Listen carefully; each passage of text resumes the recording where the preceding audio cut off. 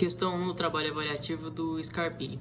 Eu vou ler aqui, ó, anotei a resposta só para me basear. Mas a questão pede para eu explicar o que se baseava as teorias de Mark e Engels e citar todos os conceitos que eles utilizavam e todas as palavras referentes às teorias deles. Então, Karl Marx e Friedrich Engels, eles tinham um modo de pensar diferente de todas as outras pessoas que viviam no século XVIII. Suas perspectivas, elas se baseavam mais na crítica do modo de produção capitalista daquela época, sendo rigorosamente ao contrário da forma a qual funcionava o ciclo social dentro das indústrias e das suas condições. Esses aspectos os fizeram pensar sobre o quão a autoridade, a qual junto com seu poder comercial, lucrava com o trabalho injusto e insalubre de seus funcionários, e o quão essas pessoas impunham de forma ofensiva sua superioridade diante de seus operários e que não ganhavam nem a metade que os comandantes ganham.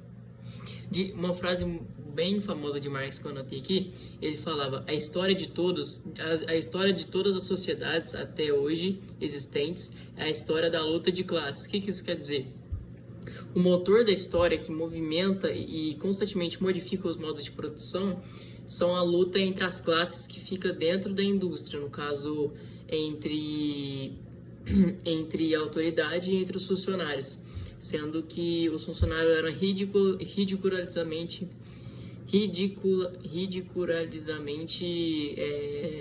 desprezados e ganhavam muito pouco. Essa parte do ganhavam muito pouco é um conceito que chamava o mais-valia, que seria a relação injusta entre o empresário manipulador e o seu operário, que fala que por mais que seu funcionário trabalhe sempre apenas o mínimo que sobra da renda do proprietário vai para o salário do trabalhador, sendo totalmente não proporcional. Então, o que eles propunham, ou seja, o que eles pensavam, que era através do socialismo eles podiam alcançar uma sociedade comunista em que totalmente não existia isso, nada disso, ou seja, não existia classe social, não existia diferença de renda. Eles propunham uma sociedade a qual eles denominaram de sociedade comunista, ou seja, socialismo, que era uma sociedade sem classe social, e o modo de produção até então não faria uma mudança muito drástica.